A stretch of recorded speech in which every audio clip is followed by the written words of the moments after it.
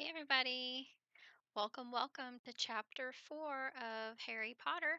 I would like to invite all of you to participate in the little video call that I've got going at 2 o'clock today on the 24th. I sent it out on Dojo and to email. So hopefully you can get that code from either mom and dad and join us. I really want to see all of your faces, and I'm sure that you guys want to see each other too and talk. And we're just going to chat. And we're not going to do anything like super fancy or anything. So please ask mom or dad about that code so you can join in. All right, chapter 4 is called The Keeper of the Keys. Let me move this over here, scoot it down. All right, there's some really awesome pictures of Hagrid here. You can see him with his little skull and crossbone key. He's got a monkey little keychain thing, it looks like, a really huge belt buckle. Just a really good picture. All right, keep going. All right, here we go. The Keeper of the Keys. Boom! They knocked again. Dudley jerked awake. "Where's the cannon?" he said stupidly. There was a crash behind them, and Uncle Vernon came skidding into the room. He was holding a rifle in his hands. Now they knew what had been in the long, thin package he had brought with them. "Who's there?" he shouted. "I warn you, I'm armed." There was a pause. Then, smash! The door was hit with such force that it swung clean off its hinges and with a deafening crash landed flat on the floor. A giant of a man was standing in the doorway.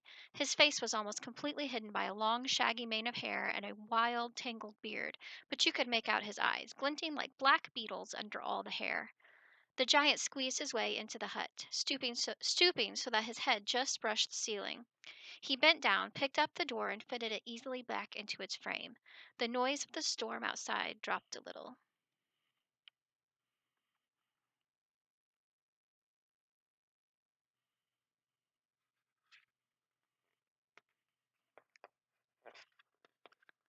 Make sure I get every page. Here we go.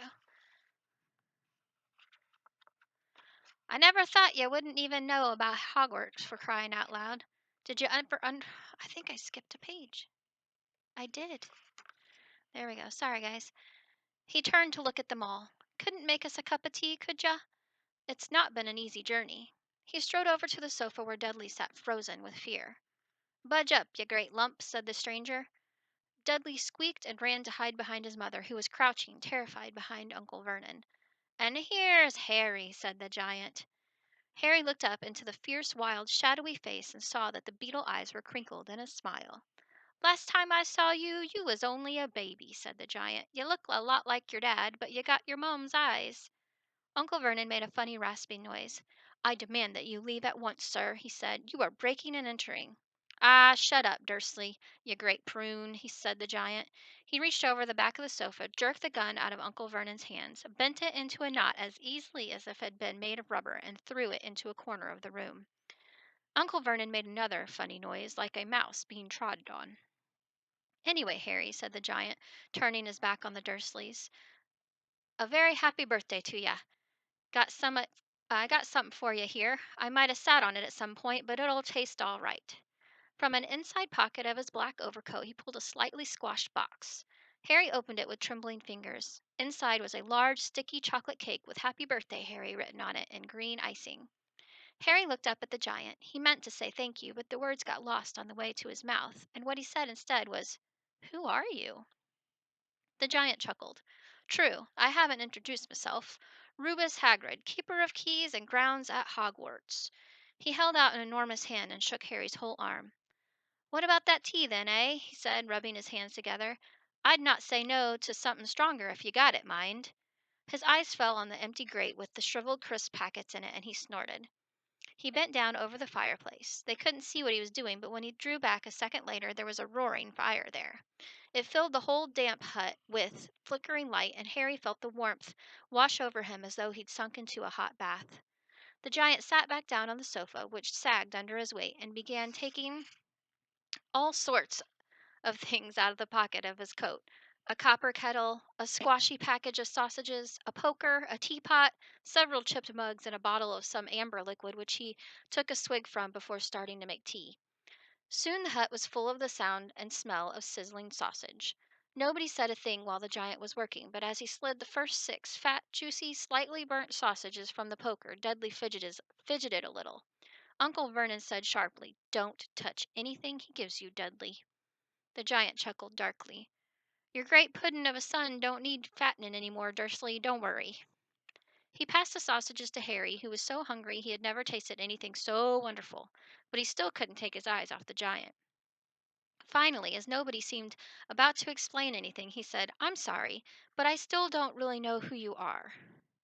The giant took a gulp of tea and wiped his mouth with the back of his hand. "Call me Hagrid," he said. "Everyone does. And like I told you, I'm keeper of the keys at Hogwarts. You'll know all about Hogwarts, of course." No," said Harry. Hagrid looked shocked. "Sorry," Harry said quickly. "Sorry?" barked Hagrid, turning to stare at the Dursleys, who shrank back into the shadows. "It's them as should be sorry. I knew you weren't getting your letters, but I never thought you wouldn't even know about Hogwarts, for crying out loud. Did you never wonder where your parents learnt it all?" "All what?" asked Harry. "All what?" Hagrid thundered. "Now wait just one second." He had leapt to his feet. In his anger he seemed to fill the whole hut. The Dursleys were cowering against the wall. "Do you mean to tell me," he growled at the Dursley, "that this boy, knows nothing about anything?" Harry thought this was going a bit far. He had been to school, after all, and his marks weren't bad. "I know some things," he said. "I can, do maths and stuff." But Hagrid simply waved his hand and said, "About our world. I mean your world. My world. Your parents' world." "What world?" Hagrid looked as if he was about to explode. "Dursley!" he boomed. Uncle Vernon, who had gone very pale, whispered something that sounded like Mimble Wimble. Hagrid stared wildly at Harry.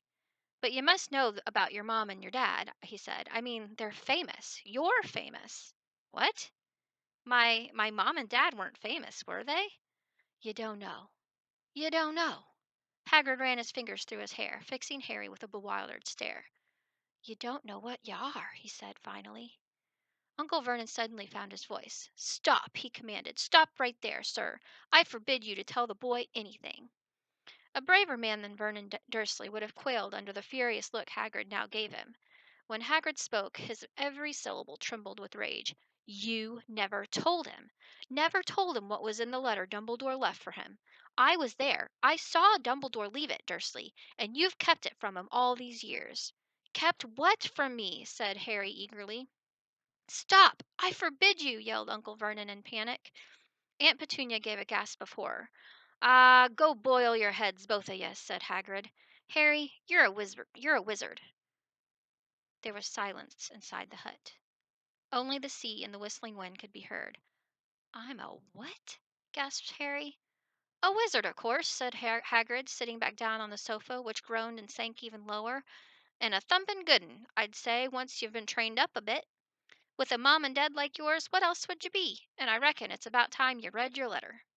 Harry stretched out his hand at last to take the yellowish envelope, addressed in emerald green to Mr. H. Potter, the floor, hut on the rock, the sea. He pulled out the letter and read: Hogwarts School of Witchcraft and Wizardry. Headmaster Albus Dumbledore. Order of Merlin, First Class, Grand Sorcerer. Chief Warlock, Supreme Mugwump, International Confederation of Wizards. Dear Mr. Potter, we are pleased to inform you that you have a place at Hogwarts School of Witchcraft and Wizardry. Please find enclosed a list of all necessary books and equipment. Term begins on September 1st. We await your owl by no later than July 31st. Yours sincerely, Minerva McGonagall, Deputy Headmistress. Questions exploded inside Harry's head like fireworks, and he couldn't decide which to ask first. After a few minutes, he stammered, What does it mean, they await my owl?" "Gallopin' Gorgons, that reminds me," said Hagrid, clapping a hand to his forehead with enough force to knock over a cart horse, and from yet another pocket inside his overcoat he pulled an owl, a real live, rather ruffled-looking owl, a long quill, and a roll of parchment. With his tongue between his teeth he scribbled a note which Harry could read upside down. Dear Mr. Dumbledore, given Harry his letter, taking him to buy his things tomorrow. Weather's horrible. Hope you're well. Hagrid. Hagrid rolled up the note, gave it to the owl, which clamped it in his beak, went to the door, and threw the owl out into the storm. Then he came back and sat down as though this was as normal as talking on the telephone. Harry realized his mouth was open and closed it quickly. "Where was I?" said Hagrid, but at that moment Uncle Vernon, still ashen-faced but looking very angry, moved into the firelight. "He's not going," he said. Hagrid grunted.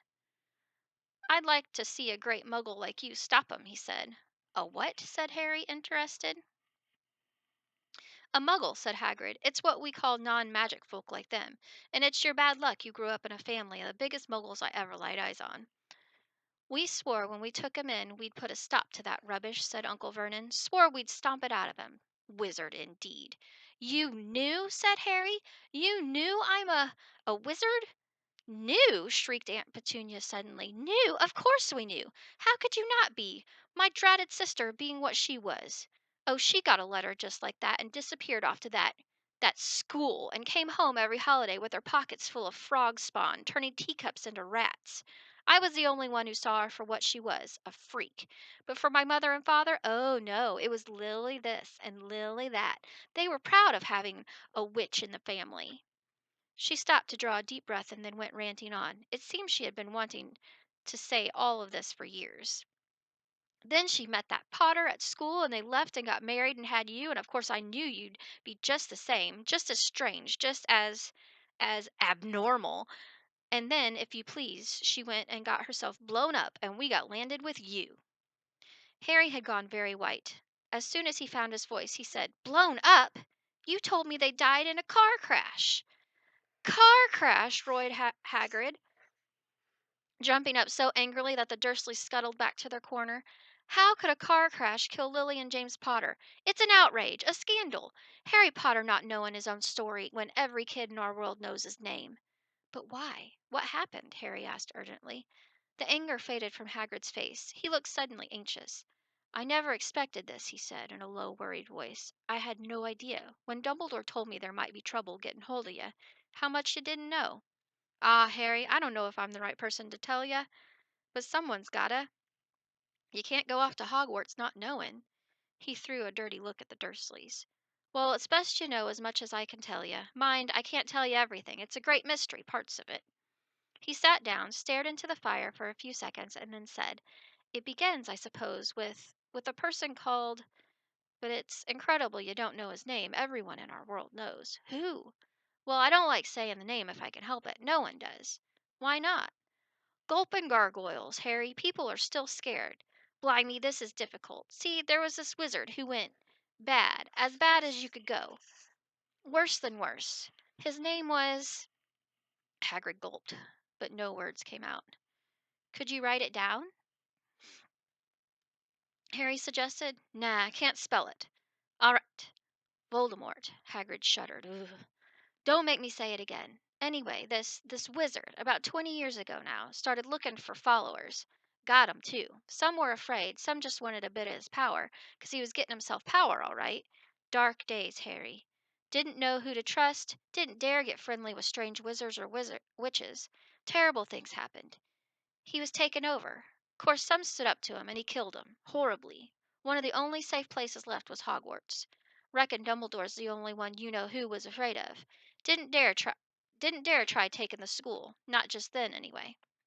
Now, your mom and dad were as good a witch and wizard as I ever knew.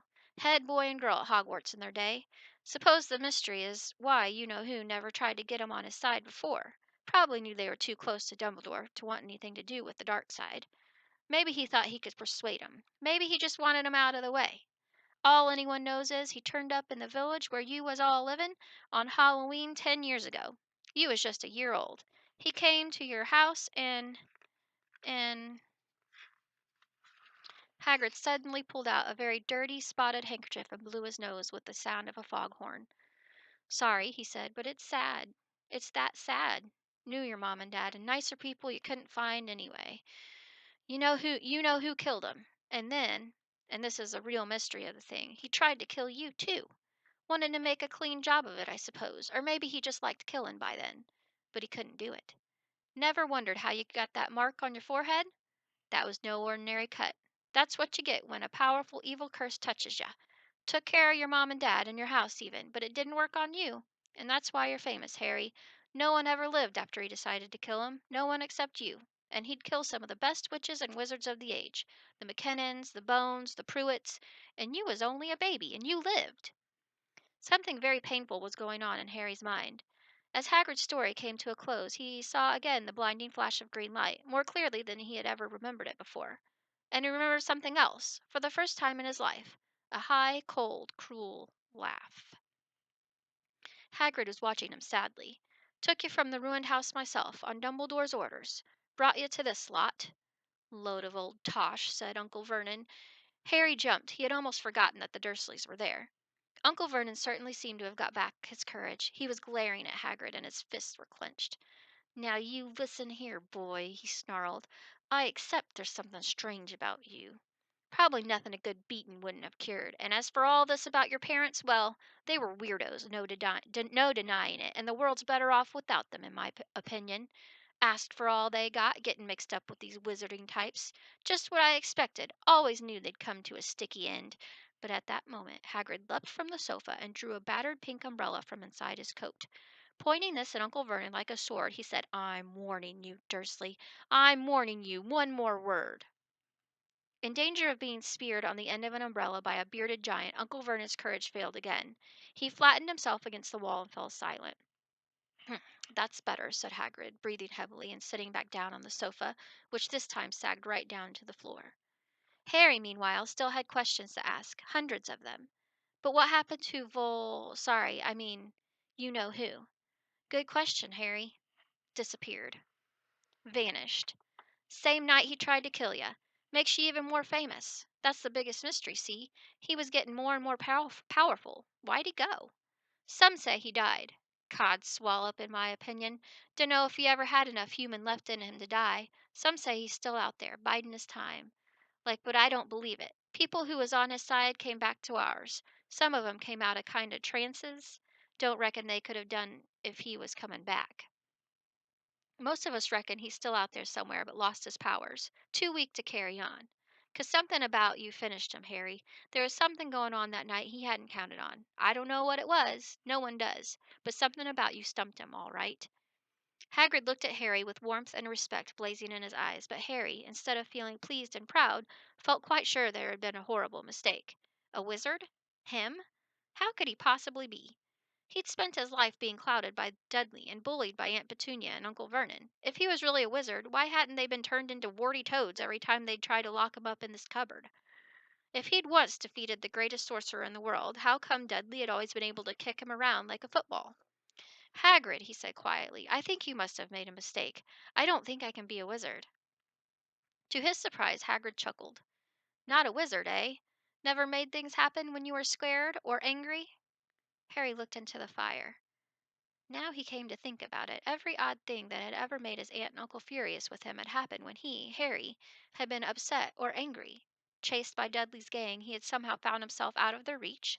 Dreading going to school with that ridiculous haircut, he'd managed to make it grow back. And the very last time Dudley had hit him, hadn't he got his revenge without even realizing he was doing it? Hadn't he set a boa constrictor on him? Harry looked back at Hagrid, smiling, and saw that Hagrid was positively beaming at him. "See," said Hagrid, "Harry Potter, not a wizard. You wait. You'll be right famous at Hogwarts."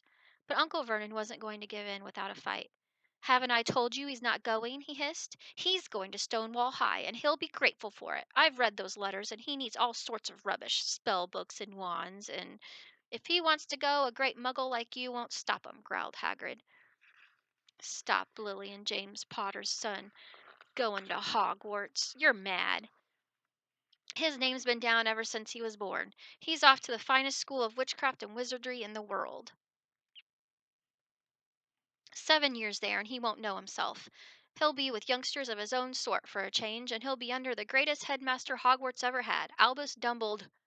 "I am not paying for some crackpot old fool to teach him magic tricks," yelled Uncle Vernon. But he had finally gone too far. Hagrid seized his umbrella and whirled it over his head. Never, he thundered, insult Albus Dumbledore in front of me. He brought the umbrella swishing down through the air to point at Dudley. There was a flash of violet light, a sound like a firecracker, a sharp squeal, and next second, Dudley was dancing on the spot with his hands clasped over his fat bottom, howling in pain.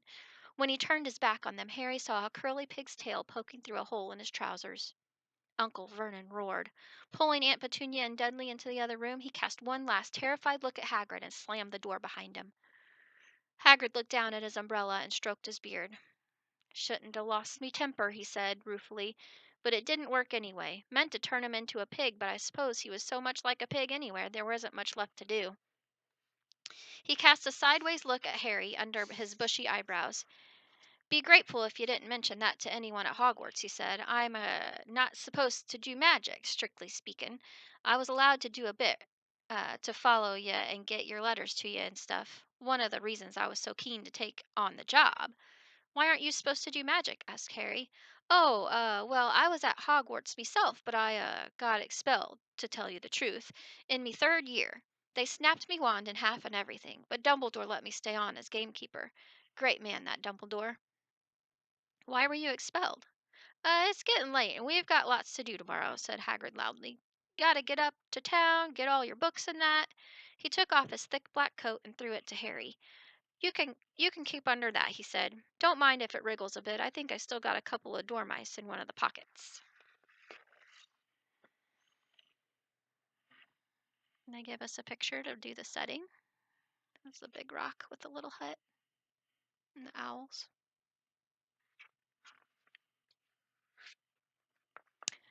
Next is chapter 5, Diagon Alley. All right. I hope you enjoyed chapter 4. I hope to see you today at 2 o'clock on Zoom. Today meaning the 24th. It's a Tuesday, okay? See you then. Bye.